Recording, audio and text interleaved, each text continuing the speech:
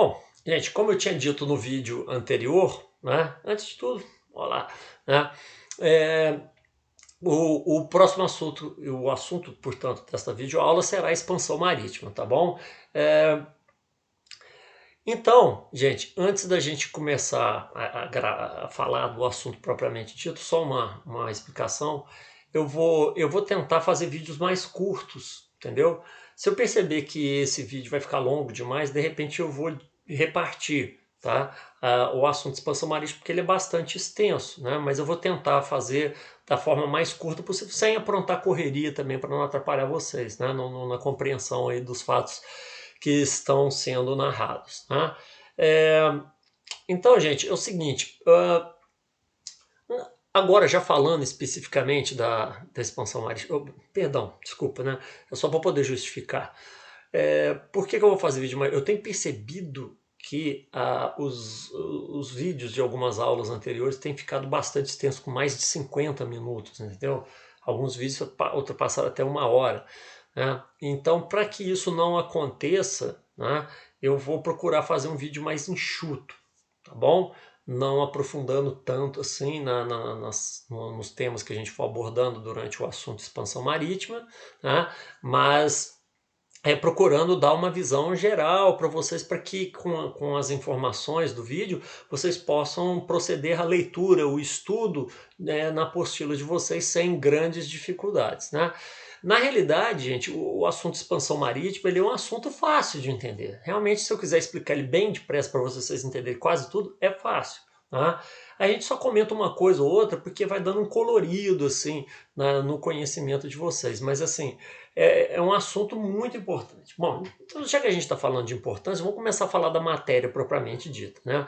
Gente, é o seguinte: expansão marítima foi um dos acontecimentos mais importantes da história. Né?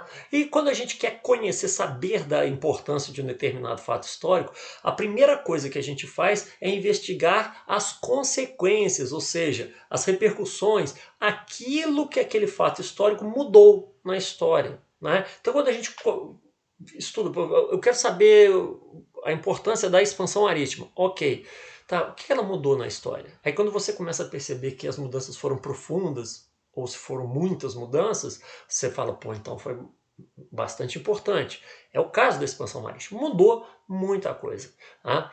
A gente deixa sempre para poder fazer uma análise das consequências da expansão marítima no final da matéria. A gente analisa primeiro as causas, né? A gente vê mais ou menos como aconteceu, né? E depois a gente vê o que mudou. São aquelas 3 perguntinhas básicas que eu ensinei a vocês lá no comecinho do ano. Né? Sempre perguntando isso. Por que aconteceu? Aí você está investigando as causas, os fatores. Como aconteceu? Você está analisando o processo em si daquele acontecimento. E por fim você pergunta, e daí? Né? Ou seja, o que foi que mudou na história com aquele fato histórico? Quando você consegue responder essas 3 perguntas para você mesmo, é sinal que você já está entendendo a matéria, você já está entendendo aquele assunto. É lógico que você não vai saber tudo sobre ele. Nem eu, que sou professor de história, sei tudo sobre os temas que a gente estuda. Né? Eu sei um pouco mais do que vocês, porque eu vejo isso com mais frequência, eu estudei, fiz o curso, enfim, você já sabe, professor de história, então tem que conhecer um pouquinho mais. Né? Mas eu não sei tudo, é impossível. Né? Mas quando a gente sabe responder essas 3 perguntas, é sinal que você entendeu aquele fato histórico que você está estudando. Né?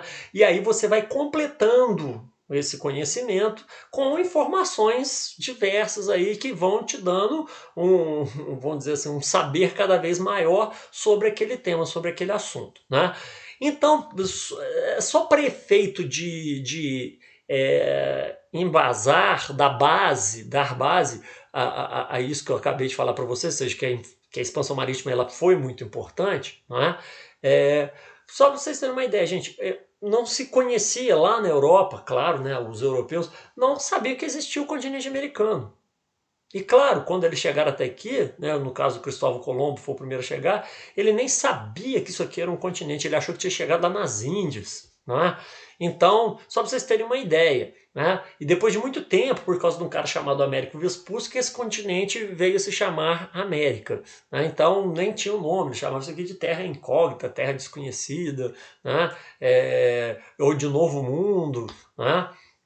depois que descobriu-se que era um continente, aí depois que passou a ser denominado como continente americano ou América, né? Então, gente, esse é um fato importante, né? Vocês vão perceber que houve uma intensa troca de culturas, né, entre os europeus e povos de outras regiões do mundo, né? Nós vamos observar também que houve um processo de europeização do mundo, né? Então, quer dizer, hoje, por exemplo, nós falamos o português. O português é uma língua europeia, né? Por que aqui no Brasil nós falamos uma língua europeia e não o tupi, o tupi-guarani? É, porque justamente, né, povos de fora, no caso os europeus, vieram para colonizar o Brasil, né, e assim como colonizaram diversos outros territórios do continente americano. Né? Então nós tivemos a América Inglesa, a América Francesa, a América Espanhola, a América Portuguesa, que no caso é o Brasil. Né? Então olha só quanta coisa que mudou, gente. E eu estou dando apenas aqui alguns exemplos para vocês, né, das consequências da expansão marítima. Né? Então, é muito importante a gente conhecer essas consequências para a gente ter uma noção, uma consciência da importância desse assunto. Né? Mas, como eu disse antes, a gente vai nessa sequência. Nós vamos estudar primeiro os fatores, como foi que aconteceu e depois quais foram as consequências, que aqui eu já dei uma palhinha, né, para vocês. Mas só para quê? Para justificar o porquê que a gente estuda expansão marítima. Tá certo?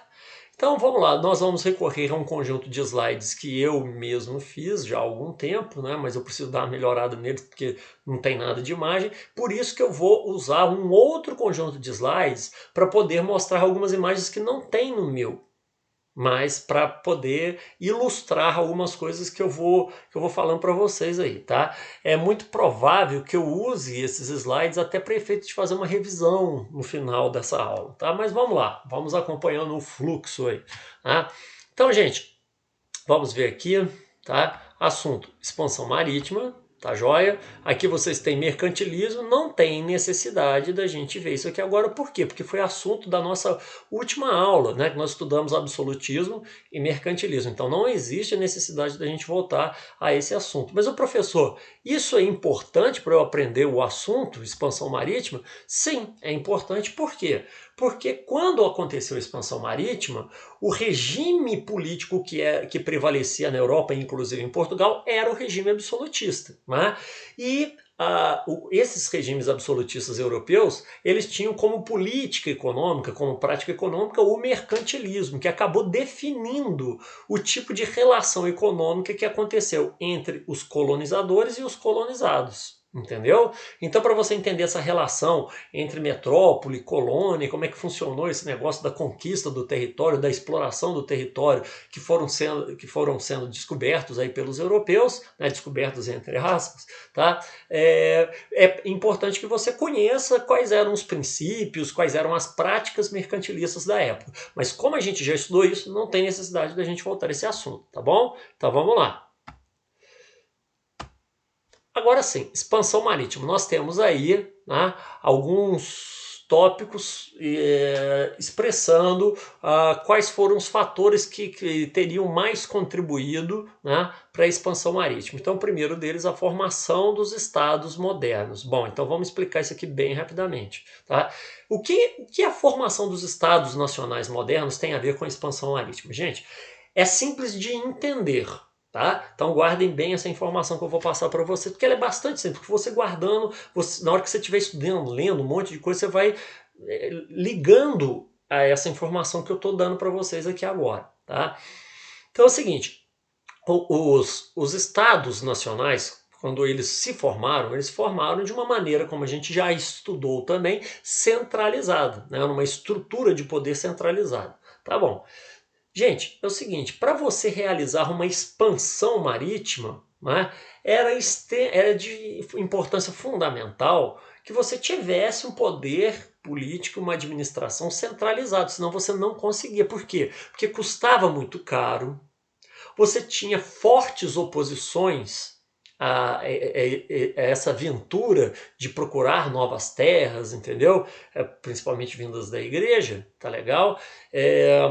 E você também tinha dificuldade de organizar, de você, vamos falar assim, conectar todos os serviços, né, todos os recursos para você poder montar uma expedição de exploração, né? Então era cara, uma expedição de exploração, era difícil de organizar, tá bom?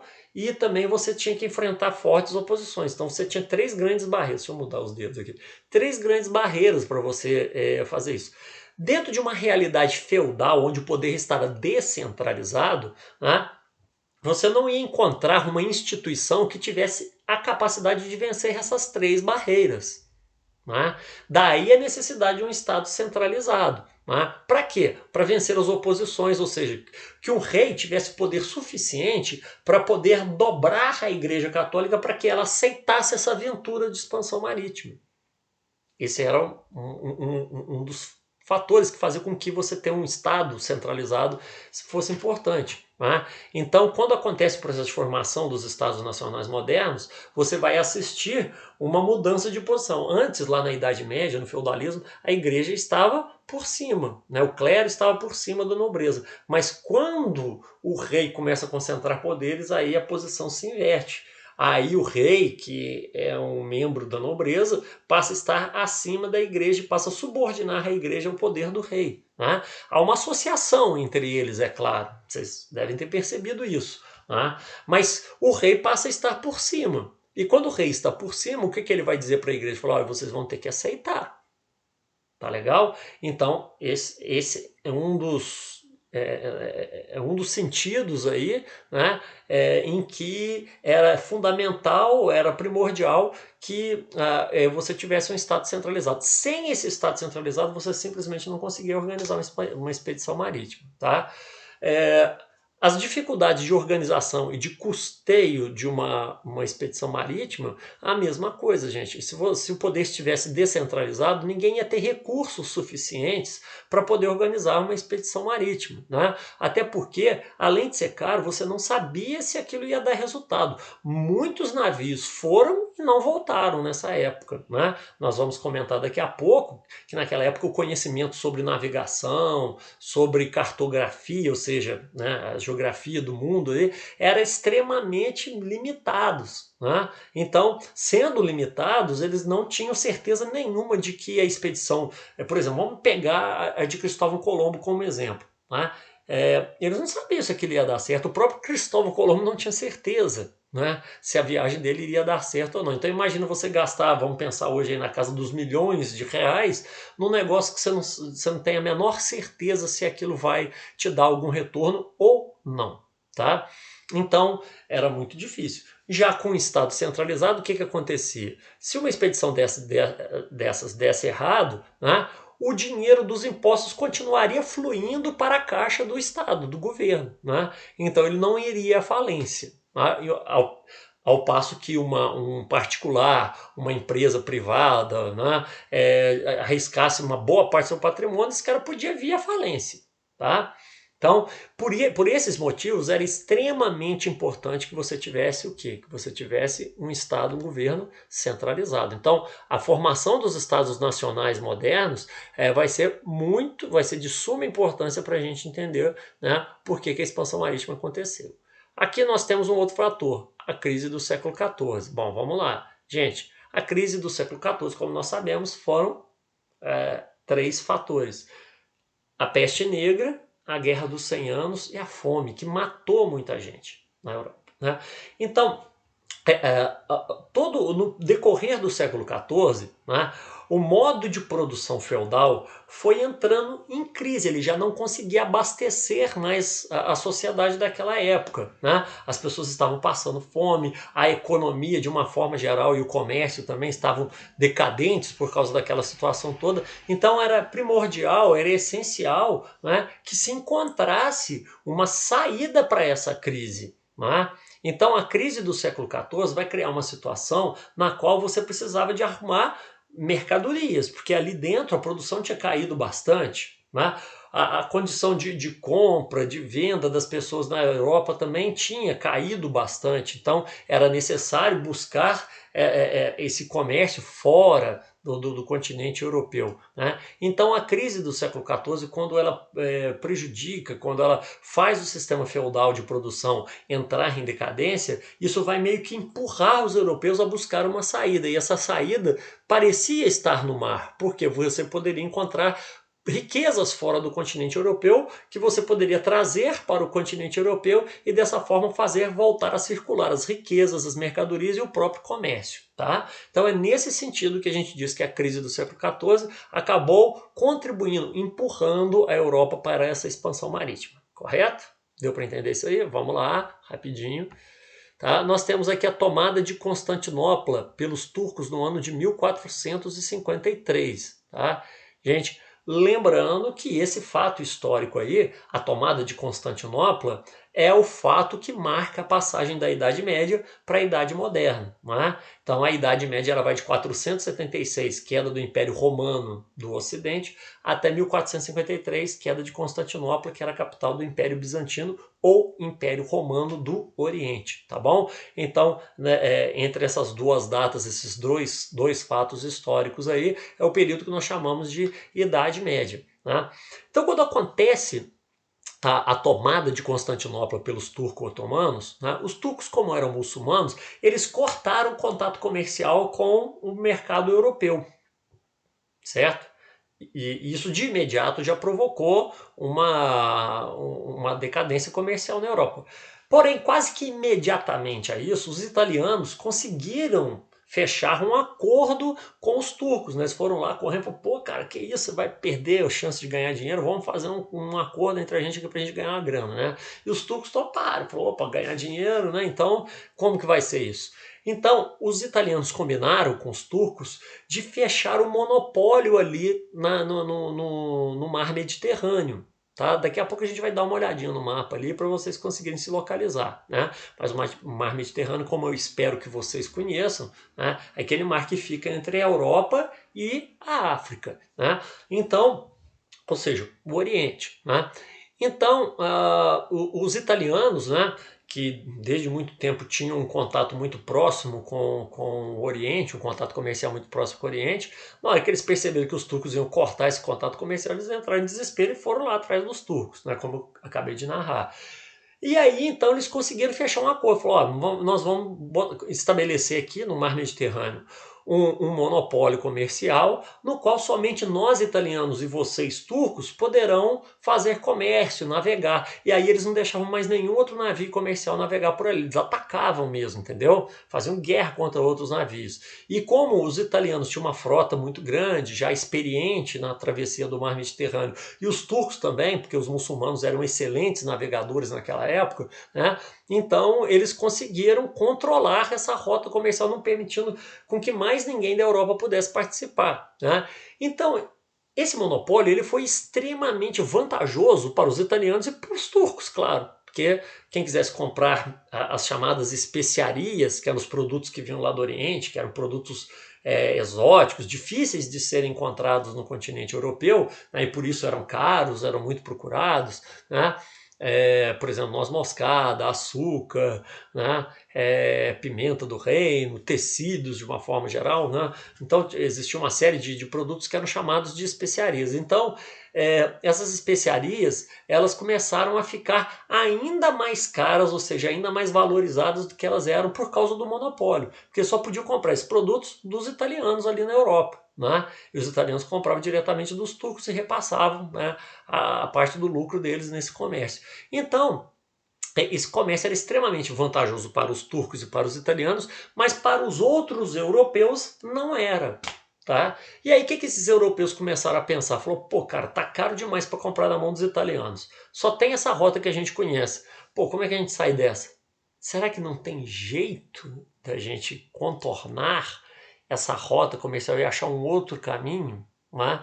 Então eles já começaram a pensar nisso, ou seja, achar uma rota alternativa para as Índias, para o comércio oriental, para não ter que comprar produto da mão dos italianos e dos turcos, né? Então a ideia era essa, tentar achar algum outro caminho. Então isso também ajudou a impulsionar os investimentos que passaram a ser feitos por Portugal, por Espanha, a encontrar uma nova rota para as Índias, tá? Então é nesse sentido, né, que a tomada de Constantinopla é um fator para o acontecimento da expansão marítima, correto?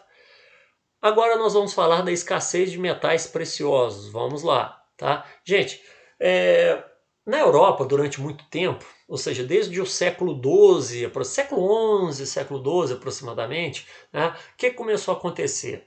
Nós vimos que aconteceu um processo chamado de renascimento comercial e urbano, né? Quando o comércio começa a renascer, vai se estabelecendo aos poucos, principalmente depois das cruzadas, né, o comércio entre Ocidente e Oriente, ou seja, entre cristãos e muçulmanos. Eles voltam a fazer comércio, né, por causa das cruzadas, nós já estudamos isso. E aí, o que acontecia? Os europeus, eles compravam produtos que vinham do Oriente. E, ou seja, como que funcionava essa via? Entrava mercadoria oriental, saía dinheiro ocidental. Ou seja, você teve um fluxo de dinheiro. Naquela época, o dinheiro era feito de quê, gente? Era fabricado de ouro, de prata, de cobre, ou seja, os chamados metais preciosos, tá certo? Então, nessa troca entre dinheiro vai, mercadoria vem, o que começou a faltar na Europa? Dinheiro, tá? E como o dinheiro era feito de metais preciosos, começou a ter o quê? Uma escassez, uma falta de metais preciosos no continente europeu. Bom, e aí? O que fazer então, gente? Buscar esses metais em outros lugares. Onde que tem? Não sei. Vamos procurar. Deu para entender como a escassez de metais preciosos acabou empurrando os europeus também para fora do continente para tentar expandir, né, o seu comércio? Então, por conta disso, tá? E por fim, nós temos aqui o renascimento cultural, tá? Então, gente, o renascimento cultural, ele contribuiu para a expansão marítima de duas formas, de duas maneiras. Quais? Primeira maneira, tá?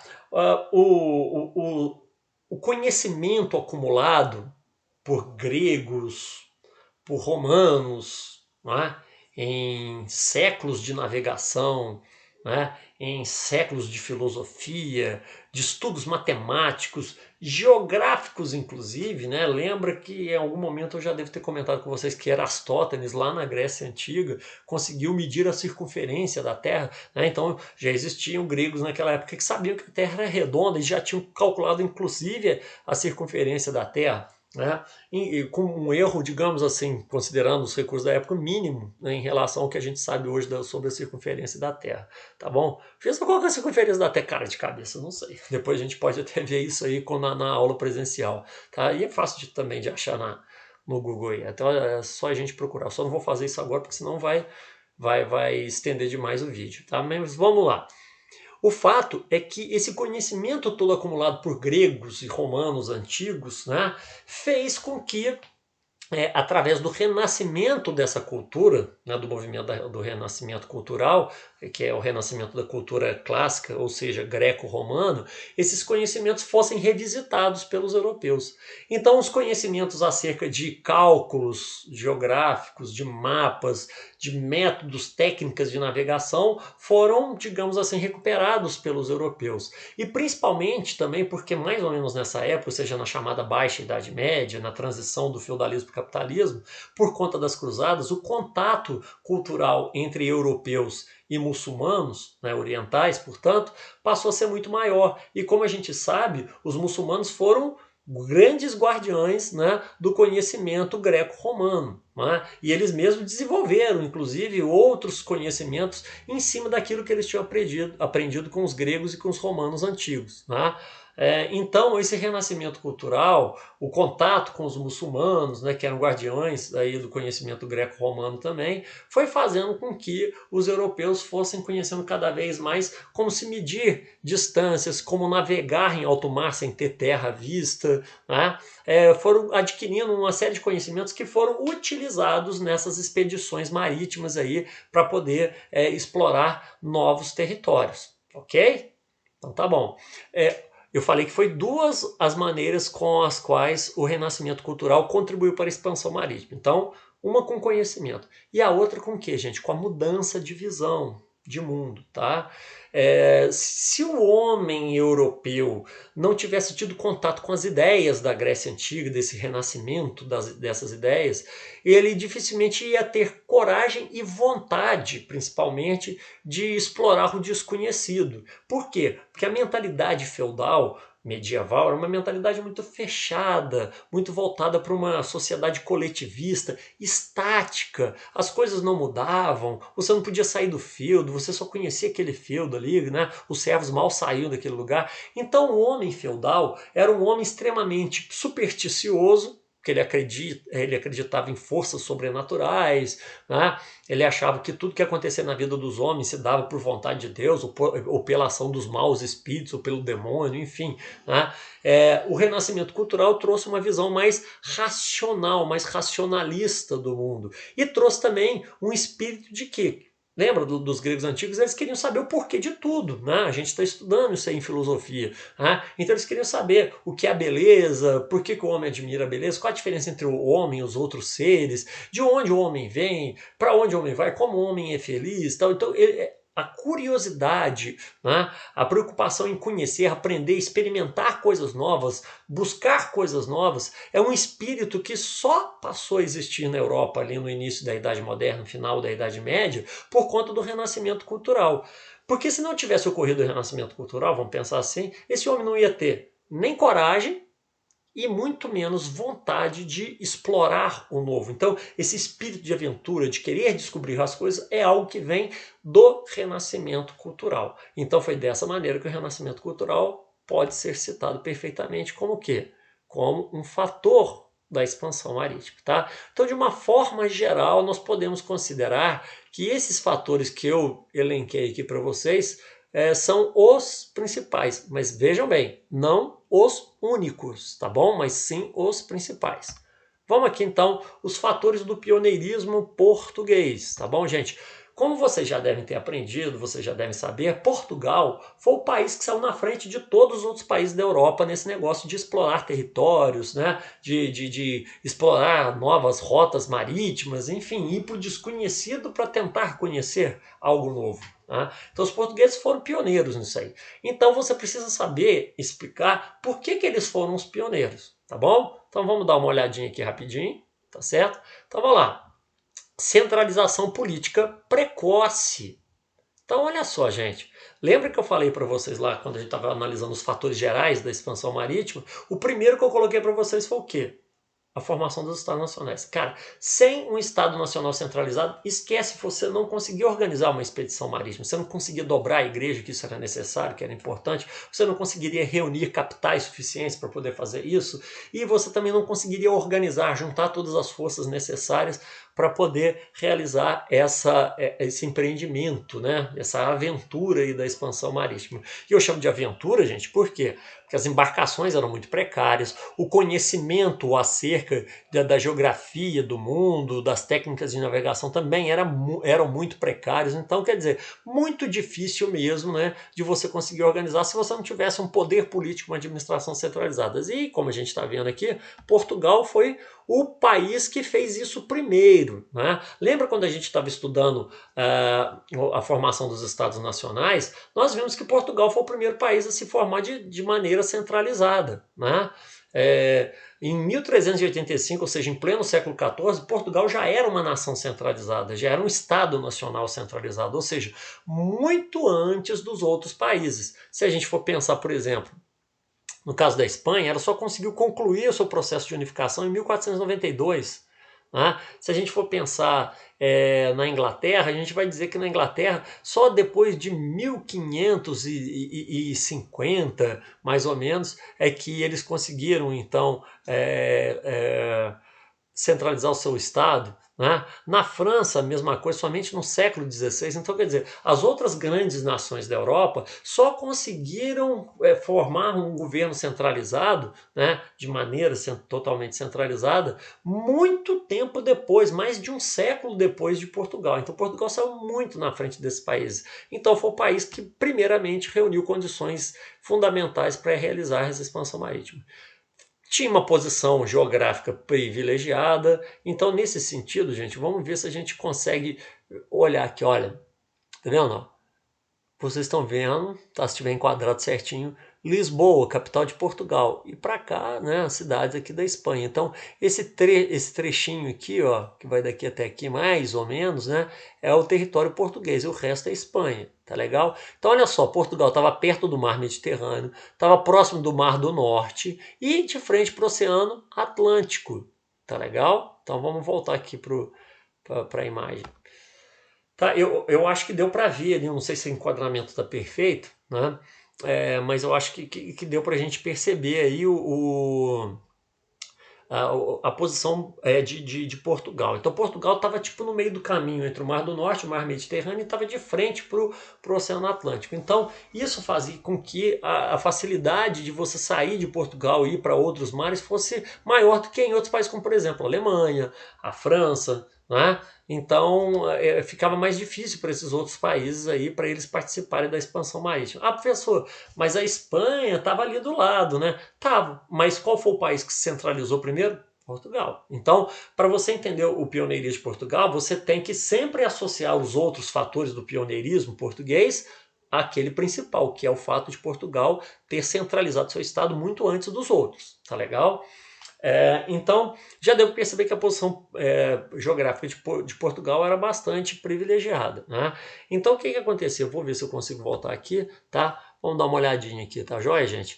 Olha, os navios que saíam daqui do Mar do Norte e vinham em direção ao Mar Mediterrâneo, que era o centro comercial do mundo, eles passavam necessariamente aqui perto de Lisboa. Então, o que eles faziam? Eles davam uma parada aqui. E aqui eles compravam coisas, né? E aí depois se reabastecia e vinha para cá. Aqui eles pegavam a mercadoria, voltavam, e o que eles faziam quando parava aqui de novo para se reabastecer? Mas o que eles faziam? Vendiam, compravam coisas, e aqui foi se formando um grande comércio voltado ao quê? Ao mar, às atividades marítimas, tá? Então é nesse sentido que a gente diz, né, que a posição geográfica de Portugal ajudou bastante esse país a já desenvolver uma noção, uma ideia de que a riqueza era no mar, que o futuro da riqueza era na navegação, tá joia? E assim eles fizeram, assim eles investiram, tá bom? Vamos voltar para os nossos slides aqui, né? Tradição, outro fator, né? Tradição na pesca em alto mar. Então os portugueses eles tinham costume de pescar o bacalhau, né? Você sabe que até hoje, né, o bacalhau português, norueguês são os mais famosos aí, né? Então os portugueses eles tinham costume de pescar o bacalhau que só se encontrava em alto mar, né? Então eles como já conheciam algumas técnicas de navegação pela experiência que eles tinham na pesca do bacalhau, isso acabou sendo aplicado às suas navegações, dava um pouco mais de coragem, digamos assim, aos portugueses. Né? Aqui embaixo, uma forte burguesia mercantil que tinha lá em Portugal, mas principalmente por causa da posição geográfica. Lembra que muita gente parava lá, fazia comércio, então isso ajudou a desenvolver uma forte burguesia mercantil em Portugal que era altamente interessada no quê? Nas navegações, tá bom? O incentivo do Estado português, ou seja, dos reis de Portugal, no desenvolvimento das técnicas de navegação, e aqui está como exemplo a Escola de Sagres, tá bom? Só lembrando o seguinte, gente, a Escola de Sagres não era exatamente uma escola, tá bom? A Escola de Sagres era, na realidade, um ponto de encontro entre cartógrafos, viajantes, navegadores, que se reuniam ali para trocar ideia, trocar informações. Não é escola igual a gente conhece, tem um professor falando, né, enchendo o saco dos alunos e os alunos lá assistindo aula. Né? Mas quando a gente fala enchendo o saco, no sentido porque assim, ficar só escutando às vezes é um pouco maçante mesmo, mas é importante para a gente aprender, né? Então a gente tem que ouvir também, tá certo? Então vamos voltar aqui aos slides. Tá. Então nós temos aqui, ó, o fervor religioso português, tá? Então o fervor religioso português é um outro fator também. Vamos lembrar novamente do processo de formação do Estado português. Como foi que aconteceu, gente? Vocês lembram? Foi através de uma guerra, né? A guerra chamada Guerra da Reconquista. Né? E essa Guerra da Reconquista foi praticamente uma cruzada, né? Uma guerra entre cristãos tentando recuperar, reconquistar o território para o mundo cristão. Qual território? A Península Ibérica. E a Península Ibérica é a região da Europa onde ficam Portugal e Espanha. Né? Então, tanto Portugal quanto Espanha se formaram a partir dessas guerras entre cristãos e muçulmanos que estavam ali. O professor, o que os muçulmanos estavam fazendo aí? Lembra da expansão islâmica? Né? Os muçulmanos, durante o período da expansão islâmica, chegaram até a Europa.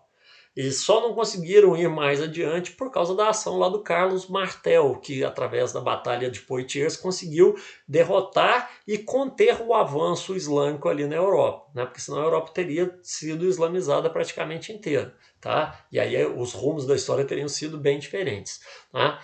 Mas o fato é que nesse processo de formação do Estado português, né, ele ocorreu dentro de uma guerra, praticamente uma guerra religiosa entre cristãos e muçulmanos, tá legal? Então, né, durante essa batalha aí, foi se criando um espírito, uma ideia entre os portugueses de que eles eram os defensores da fé cristã, que Portugal nasceu dessa guerra de defesa da fé cristã. Então eles tinham um fervor religioso muito grande. Eles se consideravam missionados por Deus, né, para poder defender a fé cristã no mundo inteiro. Então eles falaram, então a gente não pode ficar só aqui em Portugal, a gente tem que levar essa fé cristã para outro, porque nós somos os grandes defensores da fé cristã.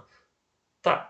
O professor, isso influencia em alguma coisa? Sim. Porque lembra que eu falei para vocês que as viagens eram muito inseguras? Ninguém tinha certeza se iria voltar ou não. Então, você podia enriquecer, mas que adianta riqueza se você estiver morto? Não adianta nada. Né? Então, qual era a motivação que essas pessoas tinham? Além, né, da possibilidade de enriquecimento, eles tinham a possibilidade da glória, da fama, que para o homem renascentista que queria descobrir, queria trazer novidades, isso era importante, mas fazia parte do espírito renascentista. Tá? E também, tá legal, esse homem português, né, ele, pelo fato dele acreditar, ter uma fé muito grande que ele estava missionado por Deus, então ele pensava da seguinte maneira: se eu morrer nessa missão divina, claro que eu vou ter um lugarzinho especial lá no céu. Né? Então ele não se preocupava tanto com a morte quanto outros povos. Né? Então esse fervor religioso que nós costumamos também a chamar de espírito cruzadístico português, a gente pode considerar como um dos fatores do pioneirismo de Portugal. Tá bom? Então vamos voltar aqui ao slide. Tá joia? Então analisamos aqui as principais ou os principais fatores que fizeram de Portugal o pioneiro na expansão marítima. Nesse slide aqui, vocês têm as etapas da expansão portuguesa. Né? Essa aqui foi a primeira, olha só, para vocês terem uma ideia. 1415, né? Iniciozinho aí do século XV, né? A conquista de Ceuta foi a primeira conquista portuguesa. Né? Então ele saiu bem na frente dos outros. 1425, conquista. Agora as mais importantes, né, gente? A viagem de Bartolomeu Dias, que conseguiu achar um caminho para a Índia, passando ali pelo sul da África, eles não sabiam se tinha ou não, tá? E aqui vamos voltar de novo aqui ao mapinha. Não, nesse mapa aqui nós não vamos ter, então vamos sair desse, vamos tentar achar outro, calma, viu, gente? Aqui, peraí, esse aqui dá uma ideia melhor pra gente. Cadê? Vamos voltar. Olha aqui, ó. Tá, aqui tá Lisboa. Então, olha, essas rotas que vocês estão vendo aqui são rotas comerciais anteriores à expansão marítima, viu? Tá joia? Então, somente depois da expansão marítima que os portugueses conquistaram a cidade de Ceuta e começaram a fazer o chamado périplo africano, né? Ou seja, navegar tentando achar um caminho. Né? E somente em 1488, então, que eles conseguiram encontrar esse caminho. No caso, Bartolomeu Dias, né? Mas ele não chegou até a Índia, ele não veio até aqui o mercado das especiarias, né? É porque a sua tripulação quis retornar, mas é uma outra história, é interessante pra caramba, mas é uma outra história que não vai dar tempo da gente falar nesse vídeo. E depois, 10 anos mais tarde, né, Vasco da Gama sai daqui de Portugal também e completa a viagem que Bartolomeu Dias conseguiu. Aí ele chega até Calicut aqui na Índia. Tá certo? Então descobriu-se aqui uma passagem. Então por isso que a gente considera que uma das viagens marítimas, né, mais importantes vai ser justamente essa aqui do Bartolomeu Dias, que contornou lá o Cabo da Boa Esperança, que antes era chamado por eles, né, pelos navegadores, de Cabo das Tormentas, mas que o rei de Portugal, né, falou, não, desculpa, Cabo das Tormentas não, cara, isso aí, ninguém vai querer ir para lá, vamos mudar o nome disso aí de Cabo da Boa Esperança, né?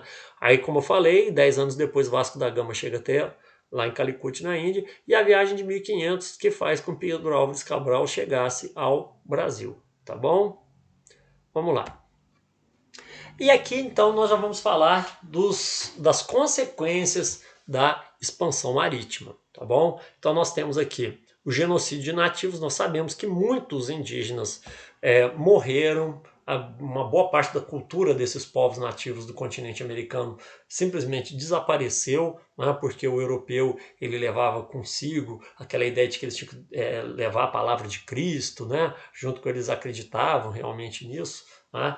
É lógico que os reis, tal, a nobreza, a burguesia estavam interessados era no ouro, né, nas riquezas, mas existia essa justificativa religiosa e tinha muita gente daquela época que realmente acreditava nisso, né? Então nesse afã, né, nesse desejo aí de, de, de levar a fé cristã adiante, eles fizeram desaparecer muitas coisas das culturas dos povos nativos, né? E acabou nesse processo de ocupação dos territórios descobertos por eles, descobertos sempre entre aspas, porque já tinha gente aqui, está sendo no continente americano.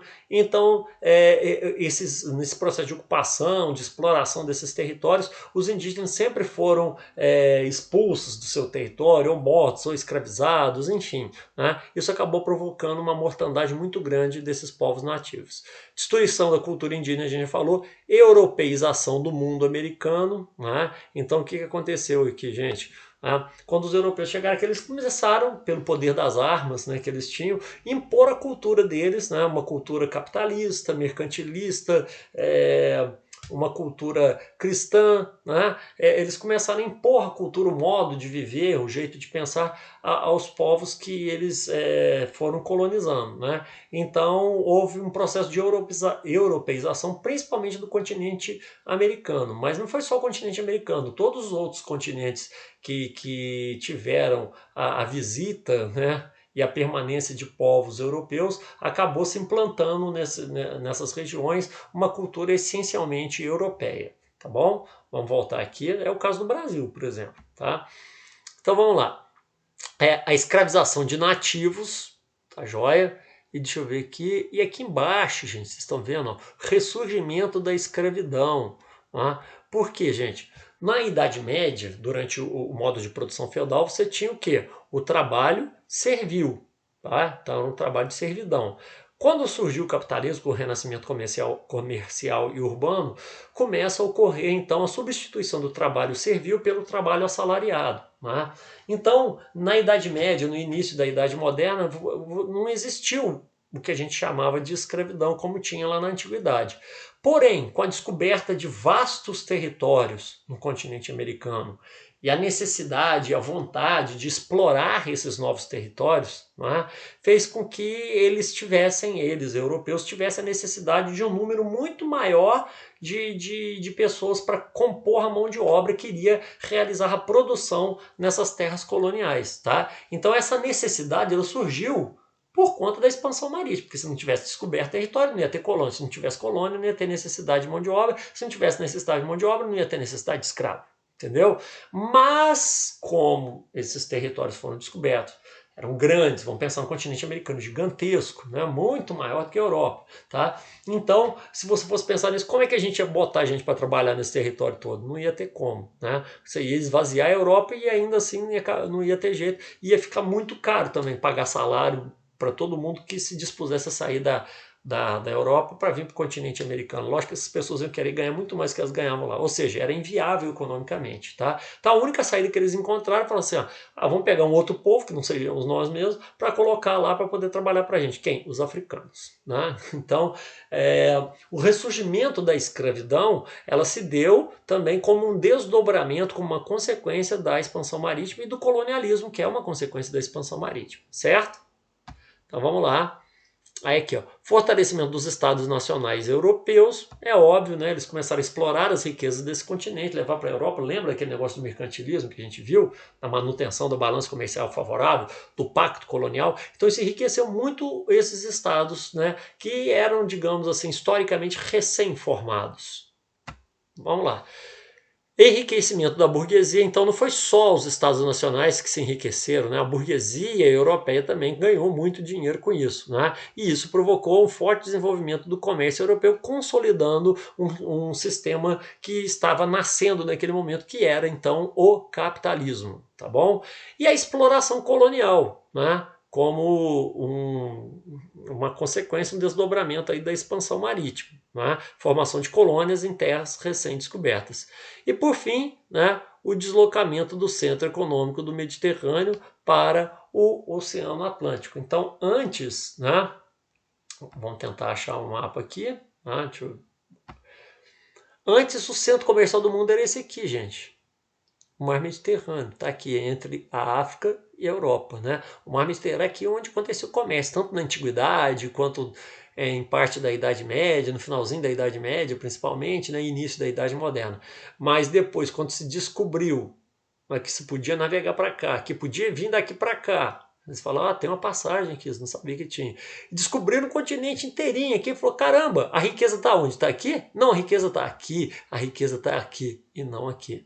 Então houve um deslocamento, tá legal, do centro econômico do mar Mediterrâneo para o Oceano Atlântico, tá bom? Gente, olha só, em linhas gerais, esses temas que eu apresentei para vocês aí, nós podemos considerar como sendo os mais fundamentais para você entender a expansão marítima. Mais ou menos por que ela aconteceu, mais ou menos porque como ela aconteceu e as suas consequências. Né? Para você saber realmente, é claro, precisa de estudar, precisa de ler, precisa de conhecer as principais navegações desse período. Vamos tentar achar aqui algumas, cara. Quer ver? Ó? Vamos lá, vamos passar aqui, se vai ter mapa. Olha só, gente, só para vocês terem uma ideia, vocês estão vendo essa gravura aqui? Eles acreditavam realmente que existiam monstros marinhos, né? Que atacavam as embarcações, o que era tinha monstros tão gigantescos que você conseguia até subir neles e morar em cima desses monstros, né? E aqui, ó, um monstro atacando uma navegação. Então eles chamavam o mar, né? O Oceano Atlântico, mar tenebroso, né? Não conheciam nada sobre esse oceano. Aqui é uma gravura atacando, né? Um monstro marinho atacando as pessoas aqui. Então, quer dizer, a pessoa tinha uma imaginação muito fértil. Acreditava-se que o mundo fosse achatado, como se fosse um prato, né? Quando ele chegasse aqui na beirada, caía, né? Ia lá para baixo. Né? Então, gente, o conhecimento era muito raro. Mas deixa eu ver aqui, navegações portuguesas. Aí tá mostrando Bartolomeu Dias aqui e tal, né? Esse aqui, eu acho que é o Bartolomeu Dias ainda. Aí tá falando de Cristóvão Colombo, carta de Pedro Vaz de Caminho. Vamos ver se a gente acha mais Cristóvão Colombo. Aí, bom, aqui. Tá? Gente, se vocês quiserem depois até congelar a imagem e dar uma pausa, tá? Vocês vão conseguir identificar pelas cores aí cada uma das viagens, né, realizadas. Aí, as principais, lógico que não estão todas, mas as principais viagens. Né? Então, olha só, teve uma que saiu daqui da Espanha, veio para cá, passou pelo continente americano, passou aqui, né, pelo Estreito de Magalhães. Por que tem esse nome? Porque essa viagem aqui, gente, foi feita por um cara chamado Fernão de Magalhães, uma história muito interessante. Aí ele veio aqui para o Oceano Pacífico, veio para cá, veio para cá e conseguiu voltar para a Espanha. Ele provou o que aqui, gente? Que o mundo era redondo, né? Então, tem gente hoje falando que a Terra é plana, né? Mas vamos lá. A viagem de Bartolomeu Dias, que conseguiu descobrir a passagem, né, no continente africano aqui para a Índia. Né? A viagem de Cabral, que chegou até o Brasil. A de Vasco da Gama, que conseguiu chegar até aqui em Calicut e depois voltar, né, na Índia. E a viagem de Colombo, que foi responsável por ter, entre aspas, descoberto o mundo. Tá legal?